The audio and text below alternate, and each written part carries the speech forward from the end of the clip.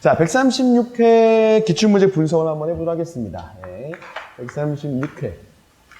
자, 136회는 의견이 많이 갈려요. 네, 그 건축기계 설비기술사에 대해서 그 136회 부분 같은 경우는 쉬웠다라고 하시는 분도 꽤 있고, 그 다음에 조금 이 실무적으로 풀어나기 어려웠다라고 하신 분도 있어요. 네, 근데 전반적으로는 저한테 말씀하신 분들이 대부분은 쉬웠다라고 하신 분이 많아요. 네. 근데 저는 결코 쉽지 않았다고 생각했거든. 이게 쉽진 않아요.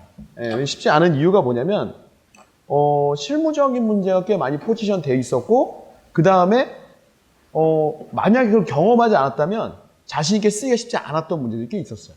그죠? 자, 그럼에도 불구하고 쉬웠다라고 느끼는 건 뭐냐면, 여러분들이 모의고사반에서 그죠? 실무적인 노가리를 피는 문제들은 자기 생각나는 대로 쓰는 이제 훈련이 됐다는 거예요. 그죠? 그걸 그냥 생각나는 대로 쓰시는 분들은 되는 거예요. 답이 없어. 시공관리자가 뭐 개설 전 단계, 착공 전 단계, 그 다음에 시공 단계에서 협업에서 얘기해봐라. 그 답 없는 문제거든. 그냥 막 쓰는 거야, 그냥. 생각나는 대로. 막 쓰는 거거든. 그죠? 그런 유형들이 꽤 나왔었어, 이번에. 그죠? 근데 그거를 자신있게 그냥 모르도록 썼느냐, 아니면 그냥 안 쓰고 말았느냐, 이 차이예요. 그죠? 네. 그 차이가 갈랐습니다. 이번 시험은. 자, 요번에는 136개 기출문제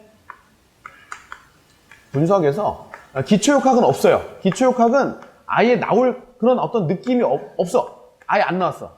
그런 문제 유형이 없어, 아예. 기초역학스러운 문제가 아예 없어. 그죠? 그 다음에 건축환경은 한 2문제 나왔습니다. 건축환경은 한 2문제 정도 나왔고, 그 다음에 기계설비 일반이 4문제 정도. 기계설비 일반이 4문제 정도가 나왔어요. 네. 그냥 이 정도 나옵니다. 이거는. 자, 공기조화도 7문제 나왔어요. 공기조화가 7문제 나왔어요. 이 정도 나와요. 네. 보통 나온 거고. 난방은 안 나왔죠? 난방 설비 없었죠? 난방 설비 없었어요. 자, 그 다음에 위생 및 배관. 위생 및 배관도 2문제. 이건 적게 나온 거예요. 위생 및 배관 2문제. 2문제. 되게 적게 나온 거예요. 원래가 이제 공기조화랑 좀 약간 말렌칭을 맞추거나 아니면 좀 적게 나오거나, 그렇죠? 뭐 5문제나 뭐 이런 식으로 나오게 되죠. 냉동 설비. 요거는 냉동 설비인데 순수 냉동은 아니고 히트펌프가 한 2문제 나왔죠. 냉동 설비 중에서 히트펌프. 그러니까 우리가 뭐 냉동이라고 봐도 되고 공기조화라고 보시는 분도 있고 한데, 네, 2문제 정도 나왔어요. 그 다음에 제어가 또 2문제. 이 제어가 이제 나왔죠. 뭐 DDC도 나왔고, 그죠? 네, 2문제 정도. 그 다음에 신재생이 등장했습니다. 신재생도 한 문제 나왔었어요. 신재생. 자, 그 다음에 법규가, 신재생 연료조지 나왔죠. 어김없이. 그죠? 어기 나왔어요. 지금 그 오늘 촬영을 하는 날이 몇시면 2025년 5월 30일입니다. 그러니까 유튜브로 보시는 분들은 날짜, 우리는 항상 이제 그렇게 하죠. 2025년 5월 30일인데 2025년 6월 3일에 선거라죠? 아닌가? 6월 2일인가? 의견이 분분. 3일. 3일. 의견이 분분한데 6월 3일 날 아마 선거를 할 거예요. 그죠? 그 선거 결과에 따라서 이제 신재생 관련된 문제들은 좀 바뀌지 않을까. 그러니까 이제 그거는 뭐, 그래서 요번에 연료전제가 나왔죠. 연료전제 나왔고. 그 다음에 이제 법규가 4문제. 법규가 4문제 정도 나왔고. 그 다음에, 이번에 건축 일반이 무지하게 나왔습니다. 건축 일반이 7문제 나왔습니다. 건축 일반이 7문제 나왔습니다. 7문제. 그죠? 이거는 뭐냐면, 건축 일반이라고 하는 거는 이제 넓게 보면 뭐냐면, 건축 현장, 그러니까 건설 현장이죠. 건설 현장 안에 뭐 기계 파트, 뭐 전기 파트, 뭐 건축 파트 다 있는데, 거기 현장 안에서 일어나는 일들이 많이 축제가 됐어요, 이번에. 거기 안에서 일어난 뭐 품질 검수도 있고, 막 이런 다 그런 것들이 전부 다 여기에 출제된 거예요. 그렇죠? 그래서 여기가 노가리가 많아요. 노가리가 상당히 많아요, 노가리. 그렇죠? 이렇게 출제가 됐다라는 겁니다. 약간은 좀 특이한 유형의 어떤 출제 비중이고, 건축이만 상당히 많이 됐다는 거는. 그리고 이번에 특징이 뭐냐면 기본형 문제가 많이 출제됐어요. 근데 이제 기본형 문제만 다 풀었다고 해서 합격할 수 있는 게 아니고, 거기다 플러스 실무형 문제인데, 그걸 제가 정의하면 실무 노가리형 문제. 그러니까 실무 노가리형 문제. 그러니까 실무인데 누구든지 노가리 다 필 수 있는. 그죠? 그런 유형의 문제가 나왔고, 난이도는 중간 정도입니다. 너무 쉽지도 않았어요. 자, 그리고 히트펌프 관련 문제 있죠? 네, 이거는 계속 출제가 될 거예요. 이제. 히트펌프는 이번에 2문제나 히트펌프 출제됐는데 상당히 관심사입니다. 관심사. 자, 그리고 이제 커미셔닝. 커미셔닝이 갑자기 엄청 많이 나왔는데, 그죠? 이유는 모르겠어요. 자, 이유는 출제자에 있습니다. 이건 커미셔닝은. 크게 뭐 이슈가 된다거나 그런 게 많이 없기 때문에. 자, 그 다음에 건축 일반에서 품질 관련 문제가 많이 출제됐어요. 그죠? 현장에서 오랫동안 있던 분이나 아니면은 그 현장은 나왔지만, 뭐 기술사나 뭐 그 다음에 뭐 임원, 뭐 좀 고위로 퇴직을 해서, 우리 품질 검수단에, 일원이 돼갖고, 가갖고 현장 가서 막 쪼는, 그런 분들이 출제하지 않았을까. 라는 예상만 해보는 거죠. 예상만. 자, 그렇게 들어갑니다. 그죠? 이렇게 나오는구나. 라고 생각할 수 있어요. 자, 그럼 1교시부터 간단하게 제가 코멘트 드리면서 정리 한번 해보도록 할게요. 자, 130개 기출문제 키포인트 1교시 용어 해설의 문제 1번. 네, 이건 기본형 문제죠. 네, 그래서 신축 공동주택의 공기질 관련 주요 실내 공기 오염물질 종류와 배출원 및 인체에 미치는 영향 대응 방안 설명하시오. 무지하게 많이 물어봤어요. 종류를. 그죠? 자, 여기에서는 메인 포인트 뭐냐? 오염물질의 종류를 저렇게 우리 공동주택에 권장되는, 그죠? 실내 공기 오염물질로 주목되는 이 오염물질을 적어줬느냐가 좀 키워드가 될 것 같아요. 물론 이 지금 7가지죠. 이거 7가지 이 법규에 나와 있는 의미인데 7가지를 제시를 원래 안 하고 채점이 됐을 거야. 그 제시 안 한 사람이 채점을 60점씩 맞았을 거야 처음에. 그러다가 누군가가 이렇게 7가지 제시해 버리면 그 다음부터는 이게 기준이 되는 거예요. 예, 그 다음부터 본 채점 그거는 그죠? 예. 그래서 여기 실내 공기 오염물질 7가지. 자, 요게 이제 중요 포인트가 됩니다. 자, 그 다음에 문제 2번. 노가령 문제죠. 이건 답이, 우리 건축물의 에너지학 설계, 노가령이 아니죠. 기계 부분의 권장사항에 대한 에너지학 방법. 권장사항의 에너지학 방법이 무지하게 많아요. 이코노마이저도 있고, 그 다음에, 우리 그 실내온도 조건 하는 것도 있고, 그리고 뭐, 팬의 부하, 팬을 돌릴 때 뭐 회전수열 하는 뭐 얘기도 있고, 뭐 여러 가지가 있는데, 그 중에 뭐 5가지 정도 찍어갖고 기술해주는 문제입니다. 이것도 기본형 문제고요. 네, 무리 없이 풀었을 거고. 자, 문제 3번. 이 문제를 보고 제가 깜짝 놀랐습니다. 자, 도심지 싱크홀, 집안 함몰, 그다음 땅 꺼짐 현상의 원인과 대책을 설명해라. 이 문제가 나오다니, 그죠? 그러니까 제가 이제 그게 기억이 나는 거예요. 이 문제가 딱 나왔는데 지금 앞에 계신 우리 선생님하고 제가 대화했던 게 기억나요. 그게 나올까요? 막 이렇게 한번 저한테 여쭤보시더라고요. 그렇게 나오겠어요? 내가 그랬거든. 그렇게 나올까요? 나오면. 네. 근데 제가 이걸 수업 시간에 이 원리를 설명을 중간중간에 제가 했던 기억이 나요. 이게 왜 이 그 싱크홀이 났는지 중간중간에 제가 설명했던 기억이 납니다. 네. 그래서 만약에 그거를 기억을 하고 있다라고 하면은 잘 풀었을 거예요. 왜냐하면 꼭 이제 공부를 많이 안 하신 분들은 그런 얘기할 때 또 그걸 다 기억하거든. 그러니까 기계설비 말고 그런 얘기 또 기억을 해. 그러니까 결국은 키워드는 뭐냐면 지하수위 변화예요. 지하수위 변화. 지하수위 변화. 예? 지하수위가 변화되면서 원래 지하수가 흐르던 그곳이 그러니까 그 공간이래요. 공간. 공동이 되는 거죠. 공동. 뻥 뚫리는. 그러면 훅 내려앉는 거예요. 그렇죠?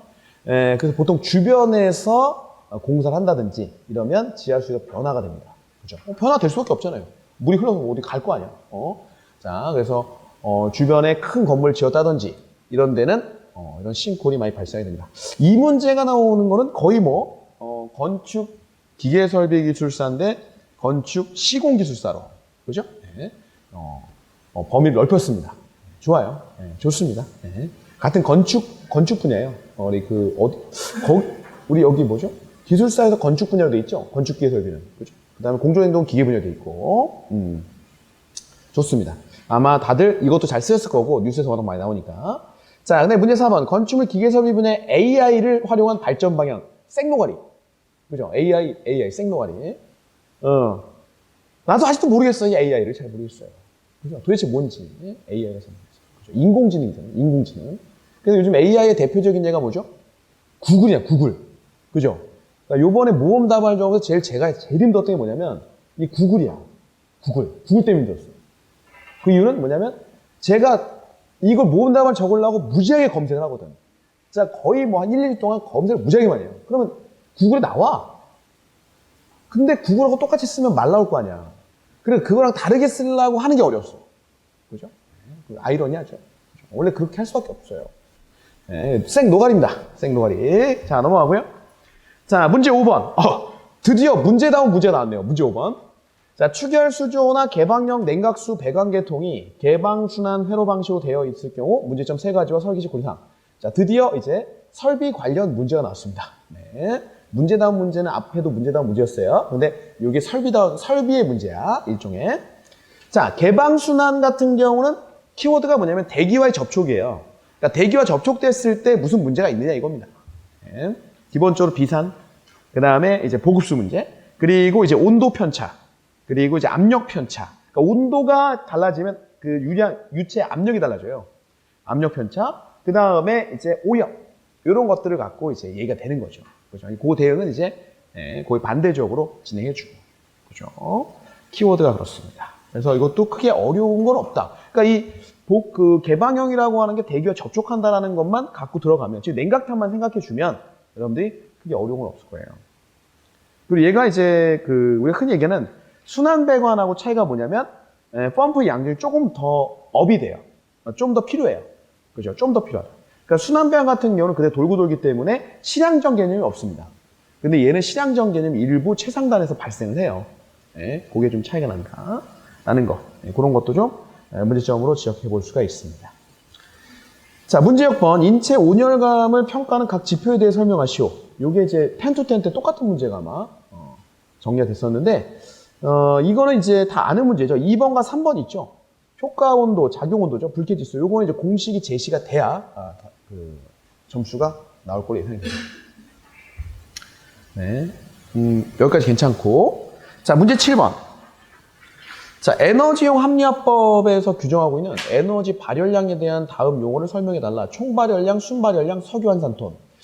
실질적으로는 에너지용 합리법의 이제 상위법이라고 할 수 있는 에너지법 시행규칙에 이 정의가 나와 있어요. 그러니까 에너지법 시행규칙 별표 1에서 이제 이게 나와 있는데, 총발열량은 우리가 연료 연소 과정에서 현열, 잡열까지 다 포함을 시키는 거죠. 그죠? 순발열량은 그러니까 우리가 연료를 뗄 때 결국은 수증기 잡열이 발생을 해요. 그죠? 그거를 제외한 발열량을 얘기를 한다. 거기에 소요되는, 즉 수증기 잡열에 소요되는 양을 뺀 순수한 발열량을 얘기를 한다. 자, 그다음에 석유환산톤 됐고요. 자, 이것도 이제 기본형. 그러니까 이게 평소에 이건 상식적으로 알고 계신 분들이 많아요. 상식적으로. 그죠? 총발열량, 순발열량. 자, 그 다음에 8번. 자, 급탕설비의 저탕조에서 레지오넬라균 서식 원인과 해결 방안에 대해 설명해봐라. 이거 뭐죠? 자, 이거는 이제 저탕조가 포인트예요. 저탕조. 그러니까 저탕조에서 이게 크게 두 가지죠. 저탕조에서 온도가 우리 레지오넬라균이 서식하기 좋은 온도거나, 그 다음에 저탕조의 키워드는 뭐냐면 정체. 가만히 있다. 정체. 그래서 이 키워드는 서식 온도와 그 다음에 정체예요. 그게 원인이고, 대책은 온도를 계속 승합. 그죠? 그러니까 우리가 50도 이상에서 사멸하기 때문에 50도 이상으로 계속 부스터를 해줘야 돼요. 그죠? 자, 부스터 올려줘야 됩니다. 올려줘야 되고, 그리고 가급적이면 정체가 되지 않도록 순환계통, 즉 순환할 수 있도록 체계를 만들어주고요. 그죠? 자, 여기까지도 괜찮고. 문제 9번. 공조 시스템에서 내주부와 외주부를 구분하는 이유? 여기 다양한 답이 나오죠. 그러니까 궁극적으로는 얘네 둘을 구분한 이유는 결국 부하 특성이 다르기 때문에 그래요. 부하 특성이 다르기 때문에. 예, 외주부는 외기 영향을 받고 내주부는 내부 발열 영향을 받아요. 그죠? 요 가운데 딱 있다? 그러면 바깥에서 바람이 들어와서 잘 못 느껴요. 가운데 있으면. 오히려 가운데 있으면 뭘 느끼냐면 사람들이 막 텁텁함을 느껴요. 덥다. 좀 약간 뭐랄까? 약간 공기 오염됐다. 뭐 이런 느낌이 난다. 그죠? 근데 외기 같은 경우는 바람 들어와. 이런 게 느껴져요. 그래서 부하 특성이 다르기 때문에 조닝을 따로 해줘야 돼요. 그리고 조닝을 따로 해주고 그러니까 전통적인 방식으로 여기는 정풍량, 그죠? 그 다음에 저쪽은 뭘 해주죠? 펜코일. 그러니까 왜 그러냐면 여기는 아까 텁텁하다, 뭐 이게 막 이산화탄소 난다 그러면 여기는 풍량이 확보돼야 돼. 환기량이 확보돼. 환기량 확보돼. 정풍량으로 가는 공기식하고 정공기식. 그다음 저쪽 같은 경우는 애체 극간풍이라는 게 있어. 극간풍이 있기 때문에 환기가 극간풍에서 어느 정도 된단 말이에요. 그렇기 때문에 환기에 대해서 큰 부담이 없는 뭘로? 수방식 네, 팬코일로 간다. 그러니까 이제 그런 식으로 이거를 찌를 수 있느냐. 네, 그게 이제 관건이었죠. 그죠? 자, 됐고. 자, 문제 10번입니다. 아, 이것도 쉬운 문제죠. 네, TAC 2.5%. 자, 이걸 모의사반에서 계속 이 유형의 문제를 냈는데 중요한 건 뭐냐면 그래프에서 2.5%라고 하는 것을 빗금 쳐서 얘기를 해주고 대략적으로 그 다음에 계산 그 뭐죠? 그 산식의 예를 들어서 한번 얘기해줘라. 그죠? 2.5%가 어느 정도 시간인지 그거 한번 얘기해줘라. 그죠? 계속 제가 그걸 첨삭 과정에서 계속 말씀드렸던 내용이고 그렇습니다. 자, 문제 11번. 커미션과 관련하여 다음 용어에 대해 설명하시오. 이거는 어떻게 뭐 그냥 어떻게 써도 어떻게 될지 모르는 문제입니다. 그죠? 네. 검증이 되게 많은데 검증이 무지하게 많아요. 그 단계에서 검증이라는 말 쓰는 되게 많은데 뭐 TAB 했던 걸 검증한다든지 그다음 뭐 성능 시험 한다든지 여러 가지가 노가리 가는 거죠. 답이 없어. 그 다음에 결과 역서, 요약 보고서죠. 그죠? 제도했는지. 그 다음에 관련 기관. 여기서 이제 문제가 발생하는데 이 관련 기관은 제가 답을 안 달았죠, 아예. 오해 소지가 있기 때문에. 관련 기관이라고 하는 기관은 어디를 얘기해? 협회 하나 있고, 협회도 있죠. 네? 우리, TAB 커미션 협회 있잖아. 네, 그거 있고, 그 시험 보는 데 어디죠, 지금? 시험 보는 데 있잖아. 대한설비공학회 주체로 시험 보잖아요. 그죠? 관련 시험. 네, 관련, 자격, 시험. 근데 그런 것들을 제가 여기다 적으면 그 외에도 커미션에 관련된 협회나 우리 그 기관들이 꽤 있어요. 그래서 이거는 뭐 제가 여기를 명기할 수는 없어요. 명기하면은, 안 됩니다. 그리고 지금 제가 드린 협회나 학회 외에도 상당히 많이 있다라는 거, 열심히 좋겠고요. 자, 기동시험. 일종의 시운전 관점. 네, 시운전 관점. 그래서 시공자 또는 납품자는 계약공사 제작사 요구사항에 따라 시스템 및 장비의 기동시험을 실시. 그다음에 커미션 관리자는 기동시험 점검표를 검증한다. 그죠? 네. 자, 시운전을 포함하는 형태다라고 보시면 되겠고, 5번. 업계 채상 관행. 이런 문제 처음 봤습니다. 저도, 기술사 공부했다고 그러면 꽤 많이 이것저것 공부했는데, 업계 채상 관행이라는 그 문제는 처음 봤어요, 진짜. 그래서 이제, 그럼 어떻게 적어야 되죠? 업계 채상 관행? 이게 적어요. 업계에서 주로 어떻게 하냐. 일반적으로 어떻게 하냐. 그냥 도대체 뭘 어떻게 하냐. 그러니까 일반적으로 어떻게 이걸 커미션을 하냐. 뭐 이런 거를 이제 자기 의견 적으라는 건데, 상당히 부담스럽죠. 그죠? 네. 부담스럽습니다. 그래서 이거 아마 선택 많이 안 했을 것 같아요. 업계 채상 관행 때문에. 이거는 만약에 채점관이 봤을 때, 내가 우리 동네에서 이렇게 안 하는데? 찍. 뭐, 안 해. 찍. 이렇게 될 수 있거든, 잘못하면. 조심해야 되는 문제입니다. 저 같으면 선택 안 했어요, 이 문제. 예, 이거 너무 애매해갖고, 지금. 문제 자체가. 왜냐면 다른 문제 선택할 게 무지하게 많거든, 지금. 자, 문제 12번. 원가 계산서의 정의 및 구성 요소. 이것도 기본 문제잖아요. 그죠? 네. 구성 요소를, 아마 디테일하게, 아마 다들 적으셨을 거예요. 다들 많이 알고 있기 때문에. 자, 그리고 이제 그림을 이렇게 제시하는 게 상당히 중요하고, 실적으로. 자, 그 다음에 문제 13번. 이거는 이 문제를 선택해야 돼. 이거 법규 문제거든요? 이건 점수가 많이 나온단 말이야. 이 문제. 그리고 이거는 무지하게 연습이 돼 있지, 지금. 그냥 던지면 나오는 문제 아니야. 툭 하면 그냥 다 나오는 문제. 그죠? 네. 그래서 결국은 1교시는 쉬웠다. 객관적으로 쉬웠습니다. 1교시는. 어차피 아까 업계 채상 관행, 그건 선택 안 했을 거고. 선택 안 했죠? 선택하셨네. 업계 채상 관행? 안 했죠? 그거 되게 부담스러워. 약간, 있겠죠? 채상 관행이 있겠는데, 여튼간 그렇습니다. 네, 조심해야 될 문제고. 네, 그래서 이제, 만약에 이런 유형의 트렌드가 난다고 그러면 이것도 준비해야 돼, 우리가. 관행을 어떻게 적어야 되냐. 그러니까 관행을 일반적인 말들로 누구든지 기분 안 나쁘게 적는. 그죠? 네, 그것도 연습해 줘야 됩니다. 자, 농담입니다. 네. 자, 2교시 서술. 자, 문제 1번. 송풍기 풍량제어 방식 중 가변속 제어 시스템. 회전수 제어잖아요. 네. 인버터. 그죠? 네. 가변속 제어 시스템의 에너지 절감 원리. 결국은 우리가 이제 동력에 대해서, 댐퍼 같은 경우는, 자, 우리가 전원을 만약에 껐을 때도, 그러니까 우리가, 전력량을 적게 했을 때도, 자, 우리가, 뭐라 그래? 그죠? 네. 풍량을 적게 했을 때도 동력이 같이 안 떨어져요. 그죠? 우리 그래프 한번 봐봐요. 그러니까 그래프는 오른쪽에서 왼쪽으로 보는 거예요. 그러니까 풍량을 100%로 보고 그 다음에 그거를 감소시킴에도 불구하고 동력이 다 안 떨어져. 댐퍼로 가면. 근데 회전수는 상승에 비례해서 떨어져요. 네, 그래서 이 에너지 절감 원리는 이게 키워드예요. 지금. 그리고 제일 좋은 건 절감 원리 할 때 지금 제가 댐퍼 타입과 그 다음에 그죠? 이 가변 타입을 같이 말씀드렸는데 이걸 비교표를 쫙 정리해주면 최고예요. 이거는 최종적으로. 오케이, 좋습니다. 이것도 크게 어려움 없이 풀어주실 거고. 문제 2번. 요거는 제가 직배기가 나올 것이다. 왜냐면 이게 지금 LH공사의 이제 시방으로 들어왔기 때문에, 물론 이제 그 LH공사에선 그 주택 유형이 여러 가지입니다. 그 중에 제가 다는 아니고 일부만 들어간 것 같아요. 지금 직배기가. 그러니까 직배기는 원래 이제 우리가 공동배기잖아요. 그래서 아파트 주방 같은 경우가 공동배기에서 옥상에 이제 우리 벤츄리가 있는데, 그게 없이 그냥 옆벽으로 이제 옆벽에서 각 세대별로 그냥 하는 거예요. 빌라처럼. 근데 이제 그 좋은 게 많죠. 왜 하는 거죠, 그거? 이유는 딱 하나. 면적. 그러니까 샤프트가 하나 절감이 돼요. 그러니까 이제 그 원래는 공용배기를 하기 위해서 샤프트가 하나 있어야 되거든? 근데 그 샤프트가 없어져도 돼. 그럼 그걸 화장실 면적으로만큼 쓰겠다. 뭐 이런 어떤 취지예요. 이게. 예? 취지인데 진짜 화장실 면적으로 쓰는지는 잘 모르겠어요. 일단 그게 취지예요. 그래서 직배기로 나가는데 이건 직배기에 대해서 이번 참에 알리는 겁니다. 공동주택 직배기. 원래 공동주택이라고 하는 것은 물론 3층짜리, 4층짜리 빌라도 공동주택이지만 우리가 생각하는 공동주택은 전부 다 아파트를 생각한단 말이야.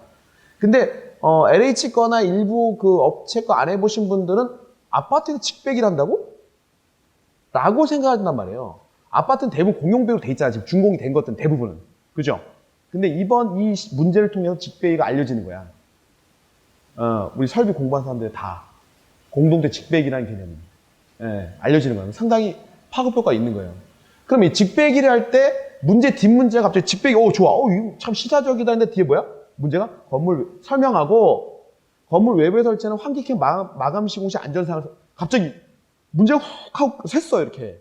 문제가 갑자기 가다가 훅 샜어. 갑자기 마감캠 시공할 때 안전사항에 대해서 얘기해보래.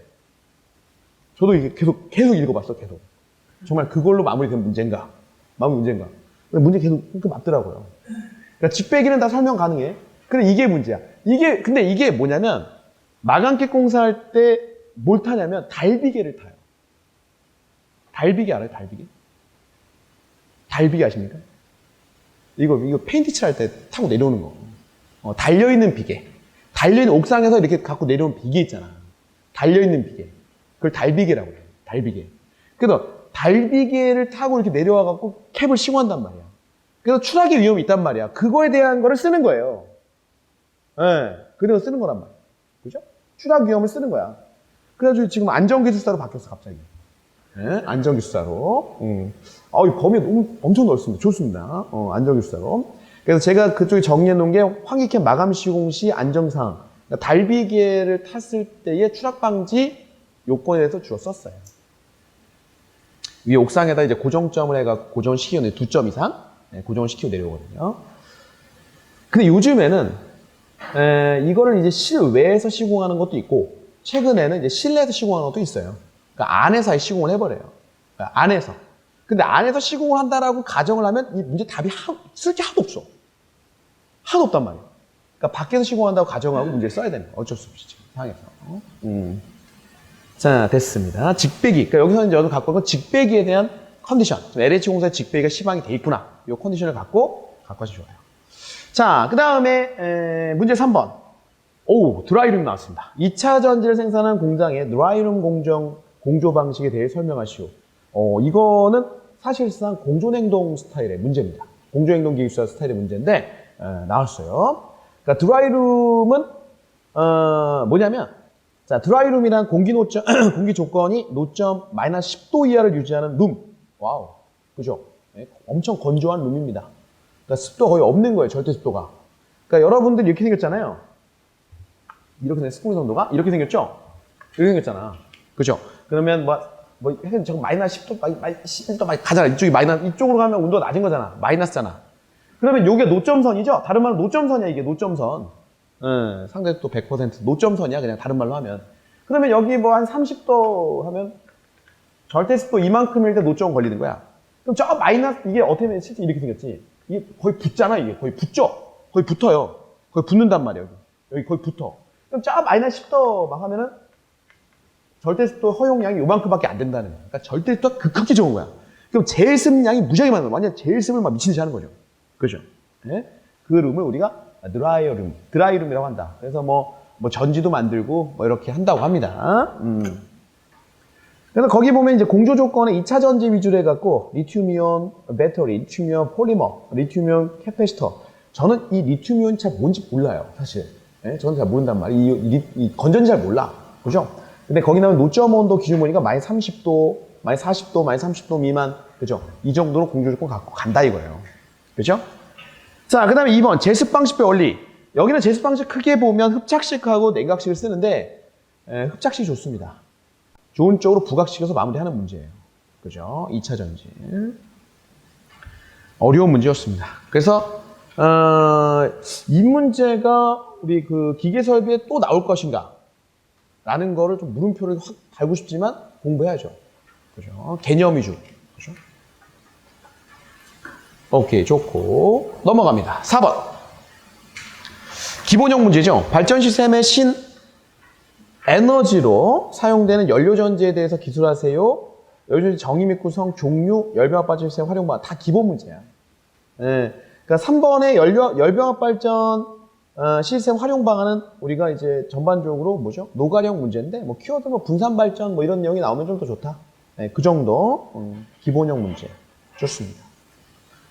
자, 문제 5번. 통기관 설계 시 결합통기관의 다음 사항에 대해 설명하시오. 이거 노가령 문제예요.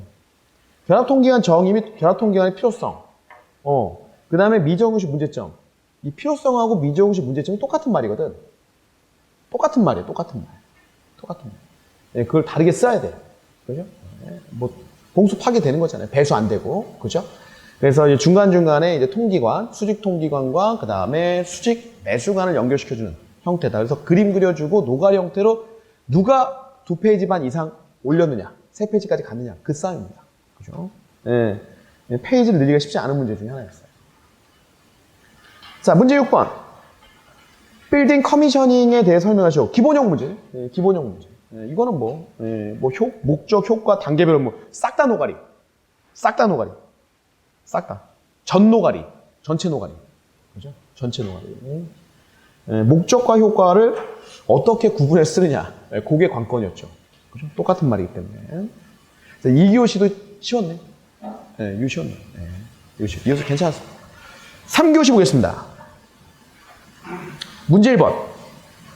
자, 공동주택 품질검수 제도. 입주자 사전 방문 및 품질 점검단. 여기서 이제 이거를 경험했던가 아니면 어떤 분들은 품질 검수단에 있는 분도 있어. 시험 보신 분 중에. 검수 단에 아예. 그죠?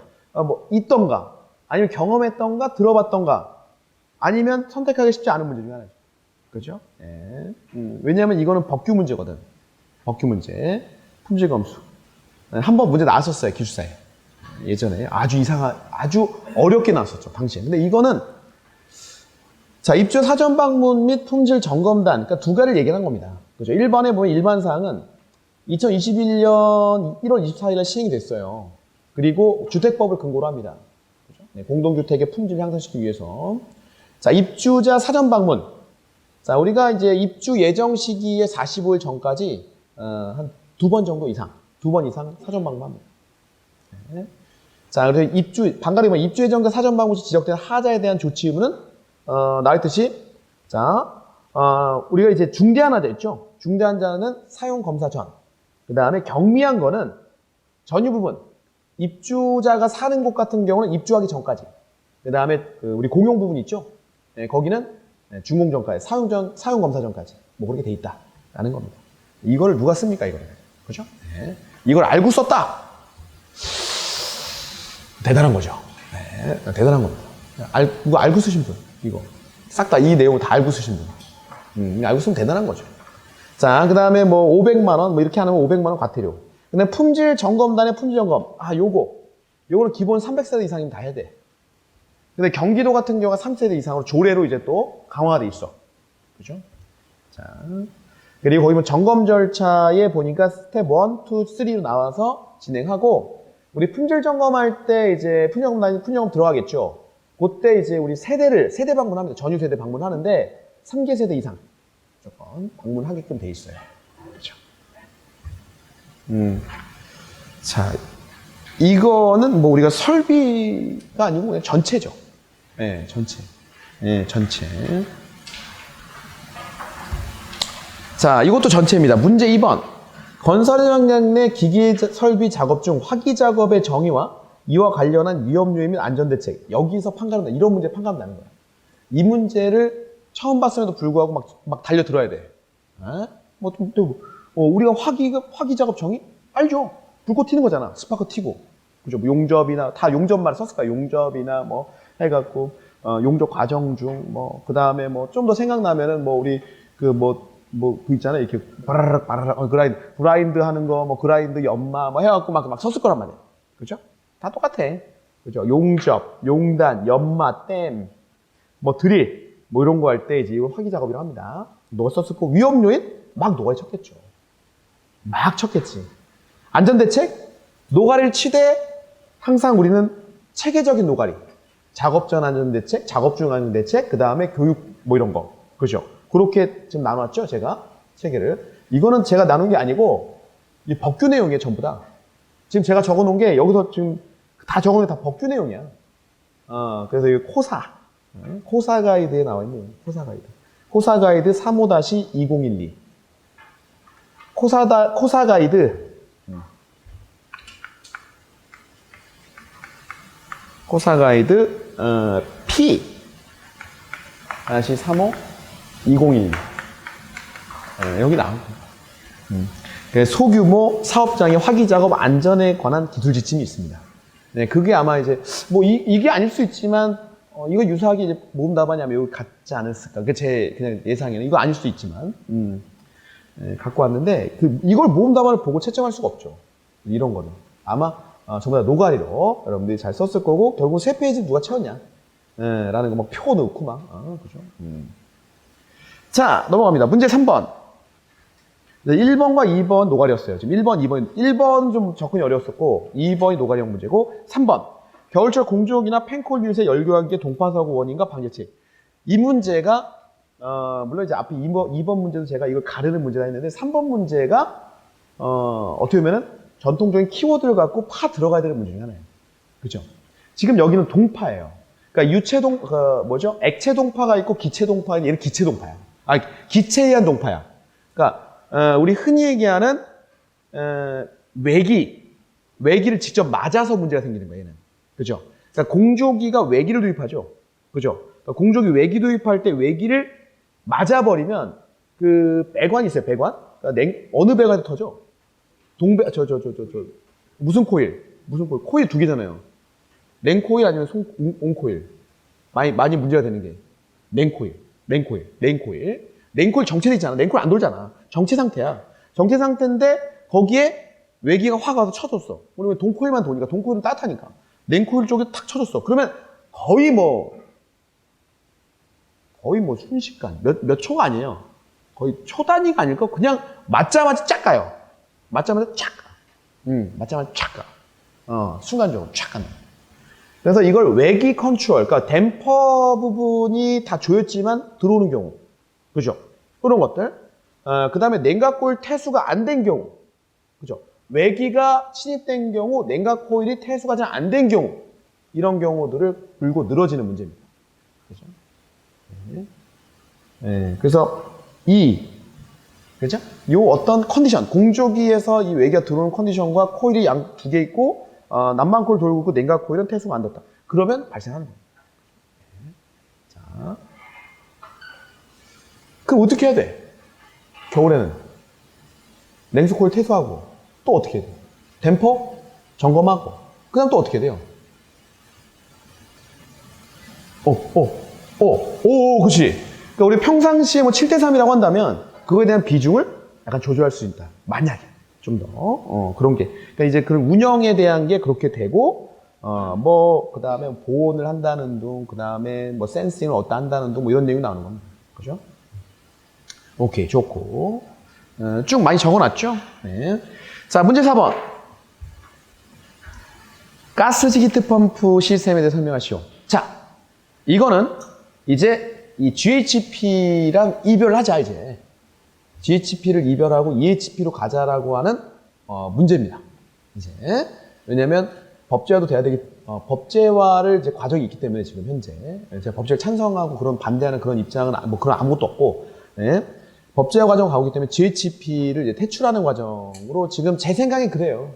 네, 제 생각엔 이 문제를 딱 봤을 때 그러니까 GHP 냉난방 운전 방식 전기 시트 펌프와의 차이점 여기까지는 그냥 평범한 내용이고 3번 요게 포인트거든요.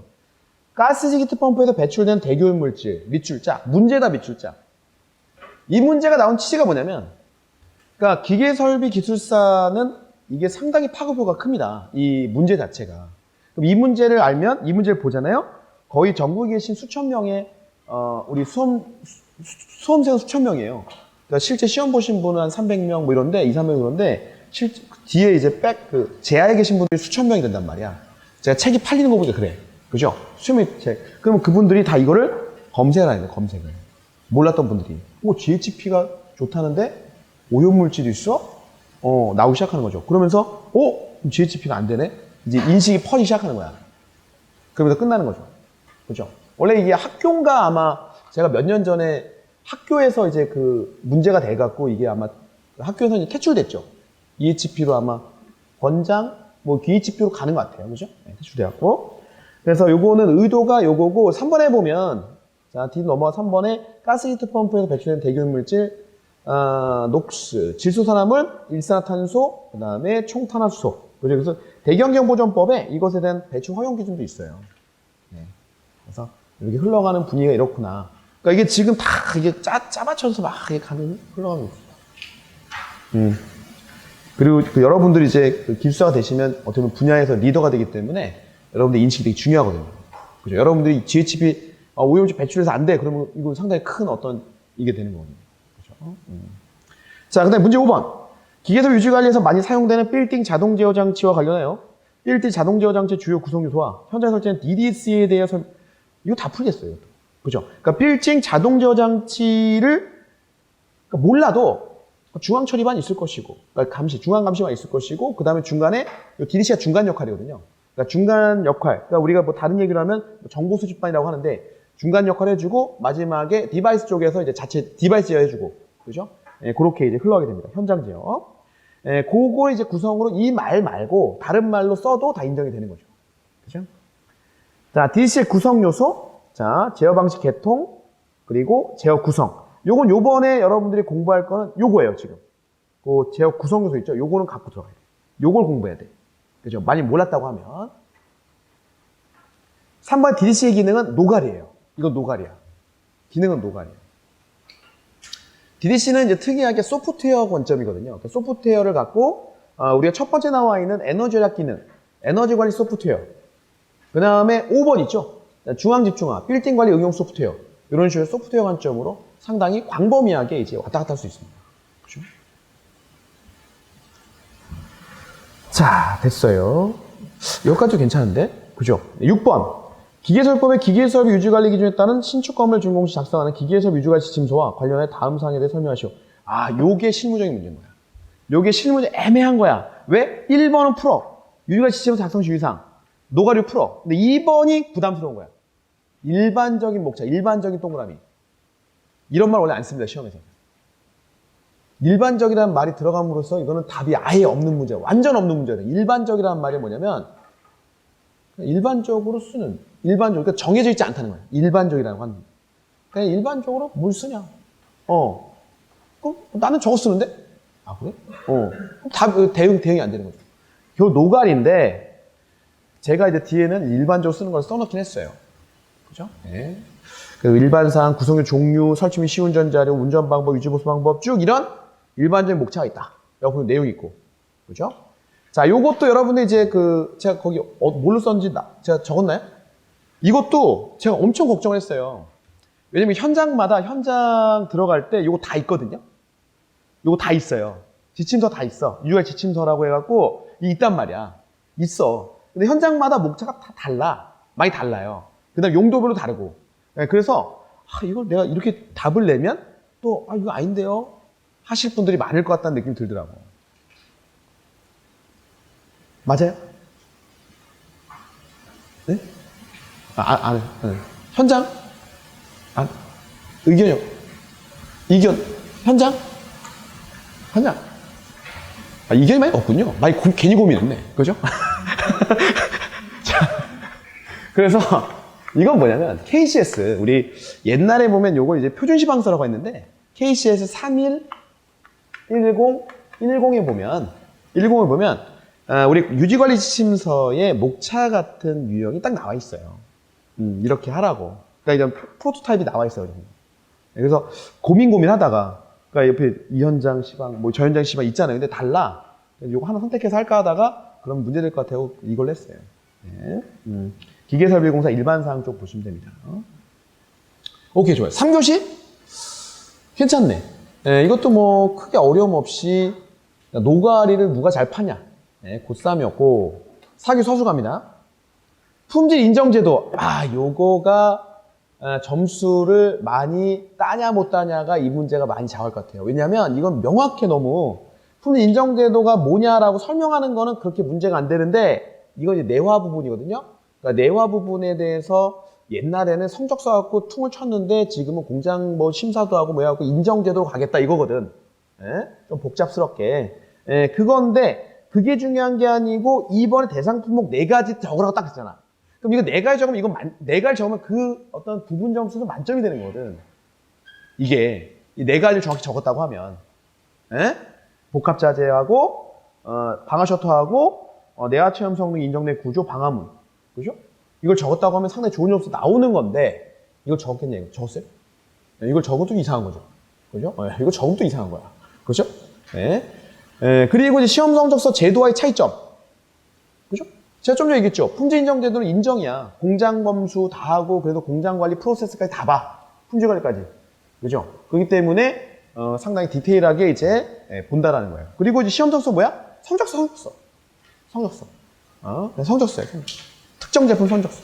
그래서 얘네들이 왜 품질 인정제도 왜 나왔냐면 이 성적서는 일종의 스펙입니다. 그러니까 성적서만 내고 다른 제품이 막 들어가는 거야. 그래서 그러지 말자. 종합적으로 관리하자. 품질 인정제도 나온 거거든요. 그렇죠? 아마 선택을 거의 못했을 거다. 많이들. 그렇죠? 1번에서 이거 선택해서 이걸 4가지 풀었다. 그것도 약간 좀 조사해봐야 돼요. 그렇죠? 조사해봐요. 자, 문제 2번. 건축물에서 방화구역의 의미를 설명하고 방화구역 또는 설비에 대한 대책을 아래 품목을 설명해라. 이거 다 풀었어. 이건 이제 다 접근하는 거예요. 이제 1번 접근이 안 되니까 2번 접근하는 거죠. 물론 3, 4, 5, 6 하신 분도 있는데 2번 접근 많이 했을 것 같아. 그죠? 자, 방화구역 의미는 뭐 설명했겠고 그 다음에 금속관, 비금속관, 환기 및 환기 또는 냉난방 풍도인데 금속관하고 비금속관의 가장 큰 차이점은 뭐예요? 비금속관은 열에 약하다는 거 아니야? 열에 약하다. 그죠? 열에 약하다, 열에 따라서 변형된다, 뭐 이런 내용이 나오는 거고, 그러다 보니까 뭐가 들어가죠? 팽창제가 필수야. 비금속관은 팽창제가 필수야. 금속관은 팽창제가 필수가 아닌데, 어느 부분에서만 보통 팽창제가 들어가? 온도가 민감한데. 그래서 보온 성능이 강화되는 구간이나 아니면 냉방 배관 같은 데는 팽창제가 일부 들어간단 말이야. 자, 그 차이를 구분해갖고 썼느냐, 안 썼느냐? 라는 게 이 문제의 포인트입니다. 그렇죠? 네. 그리고 이제 풍도는 우리 어디야? 내화참 구조인가? 거기 나와 있는 내용 그대로 쓰면 되고, 댐퍼 관련 위주니까. 그렇죠. 그렇습니다. 이 문제도 어려웠지만, 다 아마 노가리로 접근했을 거야. 그죠? 접근했었고. 오케이. 3번. 전국에 있는 모든 수험생이 대부분 접근하지 않았을까? 그죠? 히트펌프 방식 중 AWHP, 그죠? 에어 투 워터, 그죠? 히트펌프, 그죠? 네, 공기대물, 히트펌프 급당 시스템의 동작 원리 설명하고, 설명할 수 있죠? 그죠? 응축 쪽에서 뭐 대표하고 하는 거겠죠? 공도의 도입 시 문제점과 개선 방안. 이 문제는 나올 거라고 그냥 거의 예상이 됐던 문제예요. 그죠? 그래서 예상이 됐던 문제이기 때문에 이거는 많이 준비가 돼 있을 거야. 근데 키워드가 뭐예요, 지금? 공동주택에 도입하고 싶어 도입하지 못하는 거. 돈 때문에. 전기세. 겨울철 전기세가 많이 나와. 그러니까 전기. 여러분들이 난방을 하면 가스 난방과 전기 난방을 비교하면 전기 난방은 어마어마합니다. 그 비용이. 거의 상상을 초월해요. 초월해. 예. 근데 전기로 난방할 때겠다? 누진세가 걸리기 때문에 어마어마해집니다. 그래서 그거를 어떻게 해결하겠냐. 뭐 착상이 되고 이것도 쓰겠지. 착상, 뭐 재상, 뭐 이런 거 쓰겠잖아. 그거는 우리 그 업계들이 다 해결해. 다 해결해. 착상, 그 재상 뭐 하는 거 다 해결해. 다 기술력으로 다 해결해. 공동주택 납품만 해결된다고 다 해결해. 다 해결해. 다 납품해. 그다음에 뭐 장소가 부족하다. 다 장소 다 마련해. 어떻게 마련해? 그죠? 네. 자, 근데 안 되는 게 하나 있어. 전기세. 네, 전기세. 네. 그래서 그게 이제 동절기 효율화에 따른 전기세, 난방 전기세가 많이 들어간다. 뭐 이런 내용이 나오는 게 포인트고, 그리고 그걸 어떻게 해결하냐? 누진세를. 그래서 뭐 거기 이제 해결하는 건 노가리죠. 그러니까 뭐 히트펌프 설치하게 되면 누진세 경감 뭐 이런 식으로 하는 거지. 아니면 뭐 전기세율 뭐 인하 뭐 이런 식으로. 그죠. 네. 재밌게 풀었을 거고요. 문제 4번. 펌프의 캐비테이션 현상에 대해서 아래 사항을 설명하시오. 이거 기본이잖아요. 네, 캐비테이션. 네, 에브리바디 선택했을 거고. 3, 4번 선택했을 거고. 아, 그렇군요. 1, 2번을 안 잡았을 가능성이 크네. 2번 굳이 안 잡아도 되네. 그렇죠? 네, 5번. 건설사업 관리 목적과 단계별 업무를 설계, 구매 조달, 시공 및 시공 후 단계로 각각 구분하여 설명하시오. 기본형 문제죠.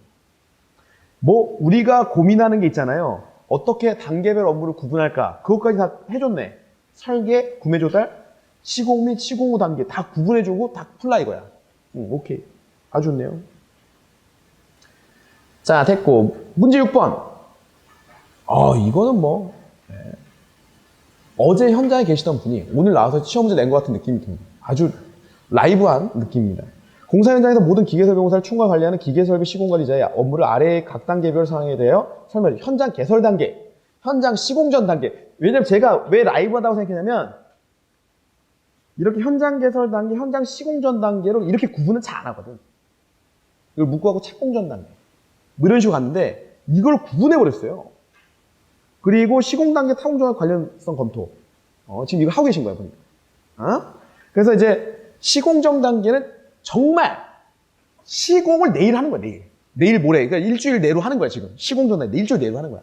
그래서 현장 개설 단계는 우리가 흔히 얘기하는 착공 전 단계 유사한 내용이 되는 거죠. 이게 대관 업무가 주가 되는 거고.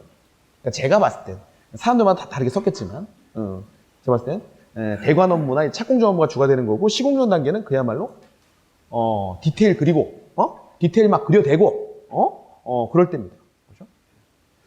자, 그래서, 이건 제 생각이에요. 여러분들 생각, 많고 쓰여 상관없어, 이거는. 노가리야. 상관없어.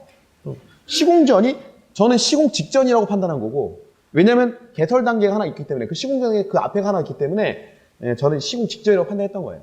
근데 여러분들은 다르게 판단할 수 있는 거죠. 이거는 뭐, 판단에 맡기는 형태가 되게 됩니다. 자, 오케이. 좋습니다. 4교시도 2, 3, 4, 5, 6 선택 가능. 노가리도. 그래서, 처음에 제가 중간 난이도라고 시작을 했는데, 이 풀다 보니, 중간보다 약간 평이한, 정도다. 감히, 그렇게 한번, 평을 해봅니다. 왜 제가 중간 난이도라고 생각했냐면, 저는 이 답안 쓸 때 고민을 좀 많이 했거든요. 아까 고민한 게, 대표적인 게 아까 뭐죠? 어깨 최상관행. 그걸로 한 이틀 정도를 머리를 싸매고, 전화도 무지하게 많이 하고, 근데 그 결론은 뭐냐면, 이건 적지 않는 게 답이다. 제 입장에서, 제 입장에서. 그래서 하여튼 그런 것들이 스트레스 받아서 이제 중간 정도의 난이도를 봤는데, 중간보다 약간 평이한 수준의 난이도라고 볼 수 있고요. 그렇다고 해서 여러분들이 이게 합격률과 또 이게 맞아떨어지는 건 또 아니에요. 그러니까 그건 몰라. 또 합격률하고 달라. 달라. 그리고 직전 회차 135회였나요? 그때 상당히 많은 분들이 이제 뽑혔는데 또 136회에서 그 정도만 뽑아주면 너무 좋죠. 너무 좋은데 더 뽑으면 더 좋죠. 좋은데 또 안 그럴 수 있다. 그러니까 이제 약간은 여러분들 마음속에 지금 요렇게 시험 문제 나오면은 마음속에서 기대를 이제 많이 해요. 마음속에 기대를 많이 하고 합격 발표 날을 기다립니다. 예, 기다림에도 불구하고 입으로는 아니라고 해요. 요 기다리면서 여기는 아니라고 그래. 아니라고 웃으면서 아니라고 해요. 아니라고 하는데 일단 아니라고 해놓으십시오. 어떻게 될지 모르니까. 그래도 기대를 많이 해볼 수 있는 채채였다 라고 볼 수가 있어요. 질문사항 있으신가요? 뭐 이번 시험에 있었던 뭐 해프닝이라든지 뭐 이런 것들 그런 거 다 뭐 크게 시험장에 종이 빨리신다든지 뭐 이런 거 없었다는 거죠. 그죠? 네. 자, 여튼간 이렇게 진행을 했고 결국은 이번 시험 딱 보고 느끼시니까 처음 시험 보신 분들이나 두 번째나 이렇게 보신 분들 이게 초심 분들은 어떤 걸 느껴야 되냐면 끝까지 끌고 가야 된다. 이게 그 문제가 답이 정해져 있는 문제보다 특히 이번 회차는 그 자기가 그 주관적으로 써야 되는 문제가 무지하게 많은 거예요. 주관적으로 막 써야 되는 문제가 너무 많은 거예요. 끝까지 쓰면 돼요. 그래서 이 모의사반에서는 지금 모의사반 개강을 해야 돼. 오늘 개강이죠. 결국은 해야 될 게 뭐냐면 여러분들 모르는 문제도 끝까지 써내려갈 수 있는 능력. 처음 보는 문제 끝까지 써내려갈 수 있는 능력. 그걸 키우는 게 이 모의사반입니다. 그렇죠? 자, 쉬었다가 모의사반 오리엔테이션 시작하도록 하겠습니다.